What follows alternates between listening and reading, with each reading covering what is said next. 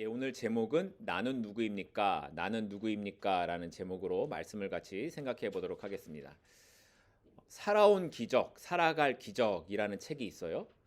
에세이 책인데 이 책에 있는 내용 중에 이런 이야기가 있습니다. 한 여자가 중병에 걸려가지고 혼수 상태에 빠져 있었습니다. 그런데 그때 이 여자에게 어떤 소리가 들려왔대요. 그 소리가 뭐냐면 너는 누구냐 하는 소리였어요. 그래서 이 여자가 이렇게 말했습니다. 저는 쿠퍼 부인입니다. 이 도시 시장의 아내지요. 하지만 다시 질문이 돌아왔습니다. 나는 내 남편이 누구냐고 묻지 않았다. 너는 누구냐? 그래서 이번에는 이렇게 대답했습니다. 저는 제니와 피터의 엄마입니다. 이 대답도 원하는 답이 아니었는지 다시 질문이 들려왔습니다. 나는 내가 누구의 엄마냐고 묻지 않았다. 너는 누구냐? 이 여인이 자신 없는 소리로 대답을 했습니다. 저는 선생입니다. 초등학교 학생들을 가르칩니다. 그러자 나는 너의 직업을 묻지 않았다. 너는 누구냐? 라는 말이 들렸습니다. 잠시 생각을 한 여인이 이렇게 대답했습니다. 나는 매일 교회에 다녔고 남편을 잘 보조했고 열심히 학생들을 가르쳤습니다. 이번에는 어떤 답을 들었을까요? 나는 내가 무엇을 했는지 묻지 않았다. 너는 누구냐? 여러분에게 이런 질문이 들려온다면 여러분은 뭐라고 대답하시겠습니까? 여러분은 누구십니까? 오늘은 말씀을 통해 이 이야기에 대해 함께 생각해 보려고 합니다. 3차 전도 여행 중에 에베소에 머물게 된 바울이 회당에서 복음을 전하다가 유대인들의 배척을 받게 되어 그래서 두란노 서원이라는 곳을 세워서 거기에서 제자들과 함께 2년 동안 매일 5시간씩 말씀을 가르쳤습니다. 이건 말씀을 전하는 바울이나 배우는 제자들에게 보통의 열심이 있지 않으면 할 수 없는 일이었어요. 그럼에도 바울의 이런 열심 있는 사역으로 인해서 2년이 지나게 되자 아시아에 사는 유대인과 헬라인들이 말씀을 듣게 되었고 계시록에 나타난 7교회들까지 세워질 수 있었습니다. 그리고 오늘 본문은 이렇게 복음을 전했던 바울의 사역이 가르치는 것 외에 또 어떤 일들이 일어났는지에 대해 기록하고 있습니다. 오늘 본문 11절과 12절 말씀입니다. 하나님이 바울의 손으로 놀라운 능력을 행하게 하시니 심지어 사람들이 바울의 몸에서 손수건이나 앞치마를 가져다가 병든 사람에게 얹으면 그 병이 떠나고 악귀도 나가더라. 자, 어떤 일이 일어났다고 합니까? 병든 사람들이 병에서 낫고요. 귀신 들린 사람도 고침을 받는 일이 일어났습니다. 그런데 그 일이 어떻게 일어난 것입니까? 바울이 가서 직접 안수를 하거나 뭐라고 이야기를 한 게 아니라 사람들이 바울의 몸에 있었던 손수건이나 앞치마를 가져다가 얹기만 해도 이런 병고침의 역사들이 일어났다라는 거예요. 마치 12년 동안 혈루병을 앓았던 여인이 예수님의 몸에 손을 대었다가 나은 것처럼 에베소의 사람들이 바울의 소지품만으로도 병이 낫게 되는 그런 일들이 일어났다라는 겁니다.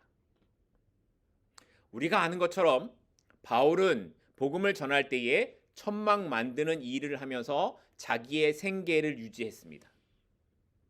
그러니 에베소에 와서도 바울은 복음을 전하는 시간 외에 뭐 했겠어요? 천막 만드는 일을 했을 거예요. 그런데 날씨가 더운 지역에서 이런 일들을 해야 하다 보니 땀이 흐르고 그 땀을 닦기 위해서 수건을 머리에 둘렀을 거예요.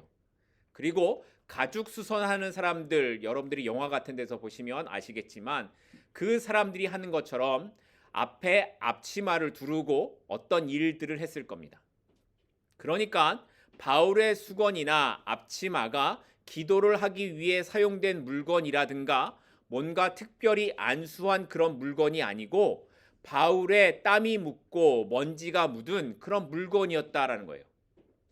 그런데 그렇게 땀이 묻고 먼지가 묻은 물건들을 사람들이 가져다가 병든 사람에게 얹으니까 병이 낫고 귀신이 떠나가는 일들이 일어났다는 겁니다. 다시 말해 이건 바울의 어떤 수건이나 앞치마 자체에 무슨 능력이 있는 게 아니라 하나님께서 바울을 사용하시는 하나님의 일하시는 어떤 은혜의 방법이었을 뿐이라는 겁니다. 그런데 어떤 사람들은 흔히 이런 물건들을 통해서 신기한 일이 일어나게 되면 그 물건 자체에 어떤 능력이 있는 것처럼 생각하고 그 물건을 중요시하거나 또 숭배하는 경향이 있습니다. 그래서 카톨릭에서는 이런 것을 성물이라고 해서 따로 구별하기도 하고 그것에 특별한 의미를 부여하기도 합니다. 그런데 오늘 말씀을 보면 11절에 하나님께서 바울에게 능력을 행하게 하셨다라고 기록하죠. 이 말은 이런 특별한 일들이 일어나게 된 것에 대한 주체가 누구라는 거예요? 하나님이시라는 겁니다. 바울이나 손수건이나 앞치마나 다 똑같은 거예요. 다 하나님의 능력을 행하시는, 하나님께서 능력을 행하시는 통로로 사용되었을 뿐이라는 겁니다.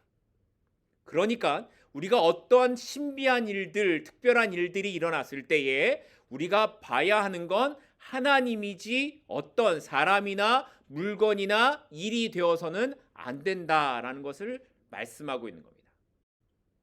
자, 그렇다면 이제 이런 일들이 일어났는데 여기서 우리가 갖게 되는 한 가지 질문이 생깁니다.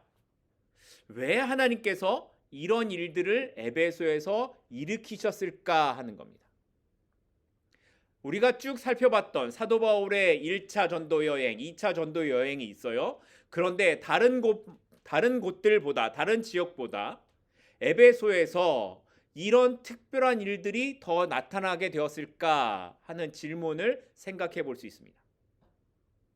이미 우리가 살펴봤던 바울의 전도 여행을 보면 바울이 가는 곳마다 그 지역에 뭐가 많았습니까? 우상과 신전들이 많이 있었습니다. 이건 에베소를 비롯한 그 주변 도시들 역시 마찬가지였습니다. 특별히 에베소에는 아데미 신전을 중심으로 마술사로 불리는 주술가들이나 무당들이 많이 있어서 이들의 영향력이 굉장했다라고 합니다. 그래서 하나님께서는 바울을 통해 우상의 마술사들이 감히 상상도 할 수 없는 놀라운 일들을 보여주셨던 것이고 그것을 통해 에베소의 주술가들이 하나님 앞에 무릎 꿇게 하셨던 겁니다. 바울이 직접 가서 병을 고치는 어떤 기도를 하는 것도 아니고 단지 그가 썼던 수건과 앞치마만 덮었을 뿐인데 그런데도 병이 낫고 귀신이 쫓겨나는 거예요. 그러다 보니 그 지역에 있던 어떤 마술사들은 이런 생각이 들었던 것 같습니다. 도대체 바울이 어떤 주문을 했길래 바울에게 어떤 능력이 있길래 저렇게 병도 금방 낫고 악귀도 쫓겨날까 이런 생각을 하게 됐겠죠. 그래서 바울이 하는 걸 자세히 살펴봤더니 바울이 어떤 일들을 할 때 끝에 이런 말을 해요. 나사렛 예수의 이름으로 명하노니.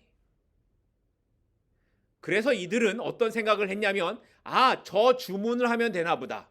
그래서 그들도 바울의 흉내를 내기 시작했습니다. 13절 말씀입니다. 이에 돌아다니며 마술하는 어떤 유대인들이 시험 삼아 악귀 들린 자들에게 주 예수의 이름을 불러 말하되 내가 바울이 전파하는 예수를 의지하여 너희에게 명하노라 하더라. 이들도 생각하기에 저 주문만 외우면 나도 되겠지라고 생각한 거예요. 그런데 여기 말씀을 보면 여기에 등장하는 사람들이 누구예요? 어떤 유대인들이에요. 유대인들이 뭘 해요? 그런데 마술을 합니다. 번역상 마술이라고 하고 있지만 이건 주술과 같은 것을 하는 사람들입니다. 하나님을 믿는 유대인들이 다른 나라에 와서 먹고 살기 위해 하는 일이 율법에서 금지된 주술과 같은 일을 하고 있다라는 겁니다. 이것만 해도 기가 막힐 노릇인데 이들의 생각하기에 바울이 하는 저 말에 무슨 주문이 걸린 것이다 라는 생각이 들어서 자기들의 돈벌이를 위해서 뭘 외우는 거예요? 예수님을 팔고 있는 거예요. 예수님의 이름이라는 주문을 외우는 것으로 이용하고 있는 겁니다. 실제로 파리의 한 박물관에 소장된 마술 문서 중에 파피루스 574번에 보면 이런 기록이 있다라고 해요. 내가 히브리인들의 하나님의 예수의 이름으로 내게 엄히 명한다. 이 마술사들이 실제로 이렇게 했다라는 거예요. 그러니까 사람들은 예수님을 믿는 것에 대해선 아무런 관심이 없고 오직 그 이름을 이용해서라도 내가 어떻게 되는 거예요? 잘 먹고 잘 사는 거에만 관심이 있었다라는 겁니다. 그런데 이런 일이 에베소에 있는 마술사 유대인들에게만 일어났던 일일까요? 우리가 구약 성경으로 가면 사무엘상 4장에 보면 이런 말씀이 있어요. 사무엘상 4장 3절과 4절 말씀입니다.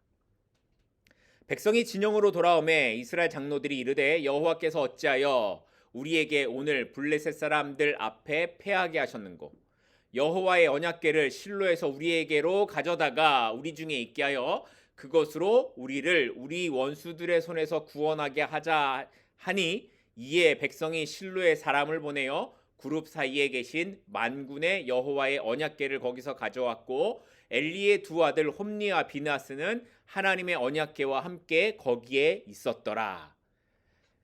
자, 무슨 말인지 여러분들 알고 계시죠? 이스라엘 땅에 아직 왕이 세워지지 않았을 때에 이스라엘이 블레셋과 전쟁을 하게 되었습니다. 그런데 블레셋과 전쟁을 하는데 첫 번째 싸움에서 패하게 되고요. 그러자 사람들의 생각에 우리가 성소에 있는 이 언약궤를 전쟁터에 가지고 오면 이 전쟁에서 이길 것이다 라고 생각을 했습니다. 왜 이런 생각을 했을까요? 왜 언약궤가 오면 우리가 전쟁에서 이길 것이라 그렇게 생각했을까요? 그건 자기들의 조상, 이 이스라엘 백성들이 가나안 땅에 들어올 때 요단강을 건너거든요. 그런데 요단강을 건널 때 언약궤를 맨 제사장들이 물에 들어가니까 요단강 물이 갈라졌어요. 또 어떤 일이 일어났냐면 언약궤를 메고 여리고성을 돌았어요. 7일 동안 그 성을 돌았더니 여리고성이 어떻게 됩니까? 무너졌어요. 그러니 이 언약궤가 있으면 이 전쟁에서도 우리가 승리할 수 있을 것이라고 확신했던 겁니다. 그리고 이 일에 엘리의 두 아들 홈니와 비느하스도 등장을 합니다. 이스라엘이 언약궤를 가져온 것은 하나님에 대한 어떤 신실한 믿음이나 하나님을 향한 섬김의 마음이나 하나님을 향한 어떤 사랑의 표시로 그랬던 것이 아닙니다. 이들은 하나님에게 관심이 없었습니다. 오직 이들의 관심은 언약궤를 가지고 가면 어떻게 될 거라? 전쟁에서 이길 것이라는 그 마음만 있었을 뿐이었습니다. 하나님을 자기의 이익의 도구로 사용했던 겁니다. 그래서 그 결과가 어떻게 됐습니까? 그날에 3만 명이 죽고요. 언약궤는 빼앗기고요. 제사장 역할을 했던 홈니와 비느하스도 죽었습니다. 완전히 망했습니다. 유대인 마술사들이 주문을 외우는 것처럼 예수님의 이름으로 말하는 것이나 이스라엘이 블레셋과의 전쟁에 언약궤를 가지고 온 것이나 다 자기들의 이익을, 자기들의 배를 채우기 위해서였습니다. 자기들이 원하는 것을 하기 위해서 시험 삼아, 오늘 본문 13절에 있는 시험 삼아 한번 해보는 겁니다. 그런데 오늘 말씀에 있는 이 13절에 있는 시험 삼아라는 단어 앞에 여러분 성경을 보시면 2자라는 숫자가 있어요. 2라는 숫자가 있어요. 이것을 성경 밑에 있는 각주로 보게 되면 뭐라고 써 있냐면 또는 망령되이라고 되어 있습니다. 그러니까 이들이 했던 이런 모든 일들이 다 하나님 앞에서 어떤 일이라고요? 망령되이 했던 일들이라는 거예요. 그러면 지금 블레셋과의 전쟁에서 했던 일이나 지금 유대인 이 주술사들이 했던 이런 모습들이 이때만 틀린 것이고 지금은 맞는 걸까요? 어떤 사람들은 우리가 하나님의 이름을 부르거나 성령의 이름을 부르면 어떤 능력이 생긴다라고 말을 합니다. 그래서 뭐라고 말하냐면요. 기도할 때 그냥 예수 예수 예수 예수 이런 식으로 반복만 해도 무슨 말을 하든지 성령의 능력이 임한다고 그렇게 말을 합니다. 이걸 기도라고도 해요.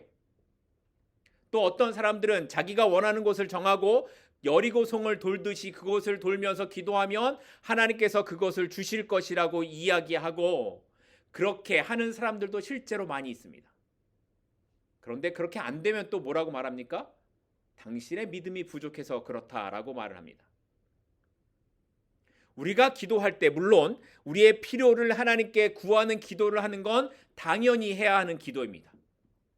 그런데 우리가 그렇게 기도를 시작했어도 정말 기도를 하다 보면 기도의 초점이 어디로 가게 됩니까?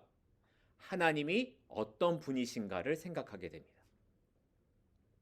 하나님께서 나에게 어떤 일을 하셨는가를 생각하게 되고 하나님이 어떤 분이신가를 묵상하고 그 하나님 앞에서 나는 어떤 존재인가를 생각하게 됩니다. 그리고 마지막에 나의 기도는 어디로 가게 되냐면 그 위대하신 하나님께서 나를 어떻게 얼마나 사랑하시는지를 생각하게 됩니다. 기도는 이런 겁니다. 내가 아니라 하나님을 생각하고 나의 필요보다 하나님의 사랑에 초점을 맞추게 되는 이것이 바로 기도입니다. 우리가 수요일에 살펴보는 것처럼 욥이 고난을 당하면서 왜 나에게 이런 일이 일어납니까? 왜 내가 이런 고난을 당해야 합니까? 라고 기도할 때 하나님께서 욥에게 하신 말씀이 뭐였습니까?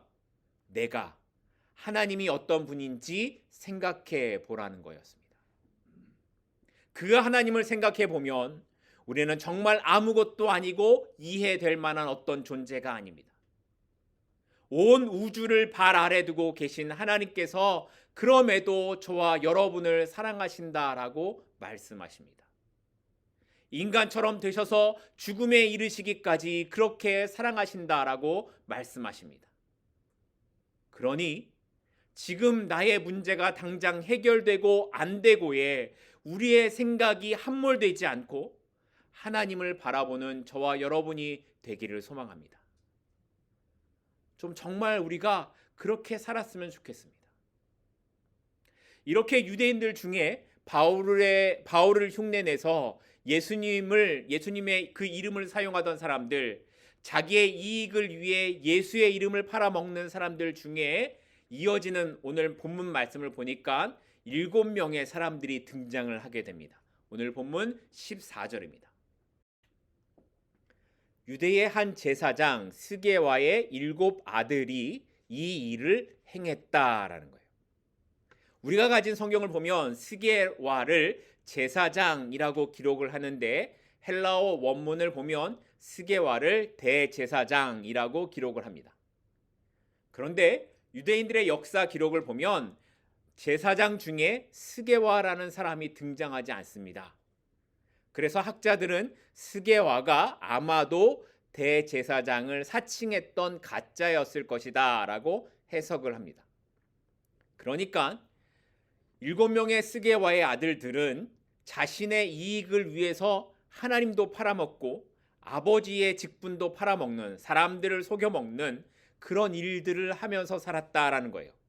더군다나 이 7명의 아들들이 다 무슨 일을 했다고요? 주술사, 마술사와 같은 일을 하면서 먹고 살았다는 겁니다. 그러다가 이 7명이 누구를 만나게 돼요? 바울을 만나게 돼요. 바울이 하는 걸 보고 바울의 능력이 욕심이 나서 그가 하는 것을 흉내냈던 거예요. 그랬더니 그 결과가 이렇게 나타납니다. 15절과 16절입니다.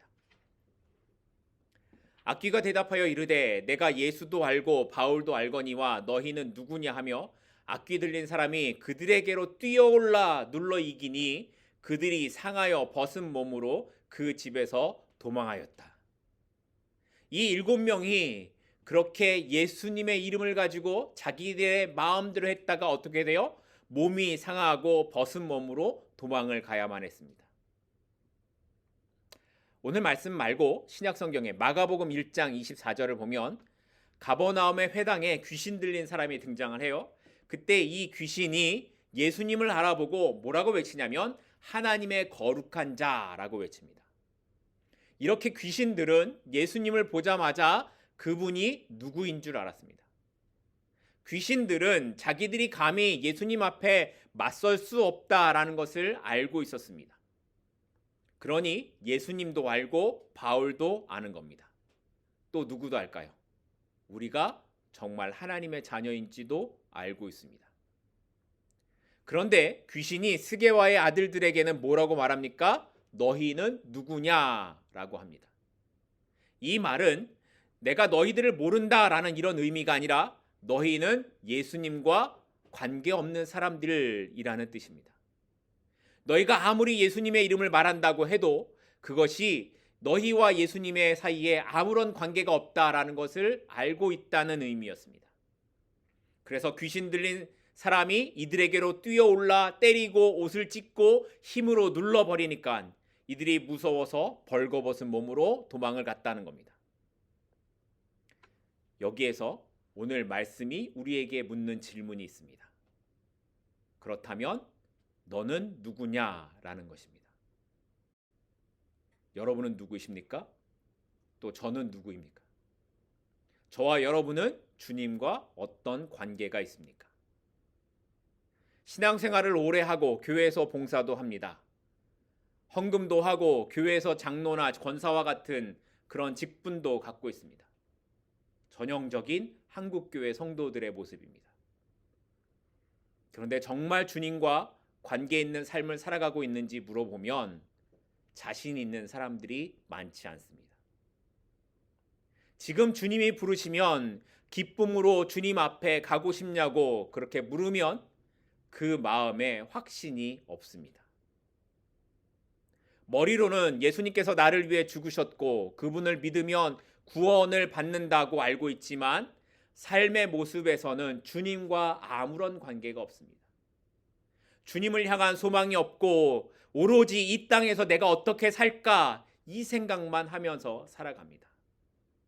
그러다 어느새 주님은 나에게 그냥 내가 필요할 때만 나타나셨으면 하는 분으로 생각하며 살아가게 됩니다.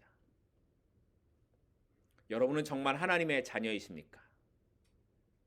그렇다면 여러분은 정말 하나님께서 여러분의 아버지 되심을 믿으십니까?